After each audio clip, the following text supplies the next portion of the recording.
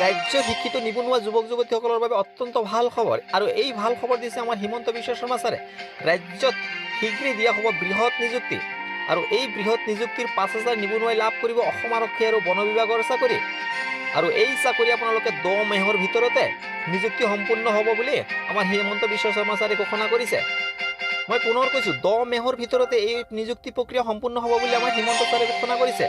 আৰু আমাৰ ইয়াৰ লগে লগে 1 লাখ চাকৰিৰ লক্ষ্যত উপনীত হ'ব হিমন্ত চৰকাৰ। চাকৰিক লৈ বৃহৎ ঘোষণা মুখ্যমন্ত্ৰী। মই পুনৰ কৈছোঁ চাকৰিক লৈ বৃহৎ ঘোষণা মুখ্যমন্ত্ৰী। অতি শীঘ্ৰেই অসম আৰক্ষী আৰু বন বিভাগত নিযুক্তি হ'ব আৰু এই কথা ঘোষণা কৰিলে আমাৰ মুখ্যমন্ত্ৰী ডাঙৰীয়াই। তেন্তে বলক আমি তেওঁ কোৱা কথাখিনি সকলোৱে শুনি লওঁ। ঠিক তেনেদৰে আমাৰ অসম পুলিচত প্ৰায় অসম পুলিচ আৰু ফৰেষ্ট ডিপাৰ্টমেণ্টত 5,000 নিযুক্তি আমাৰ কৰিবলগীয়া আছে, যি 10 মে'ৰ ভিতৰত আমি শেষ কৰিব খুজিছোঁ। 10 মে'ত আমি চেষ্টা কৰিছোঁ যাতে আমাৰ 1 লাখ নিযুক্তিৰ কামটো সমাপ্ত হ'ব পাৰে। তাৰ বাবে অসম পুলিচৰ প্ৰয়োজনীয় নিযুক্তিৰ বাকী থকা কামখিনিও আজি আমি ৰিভিউ কৰোঁ।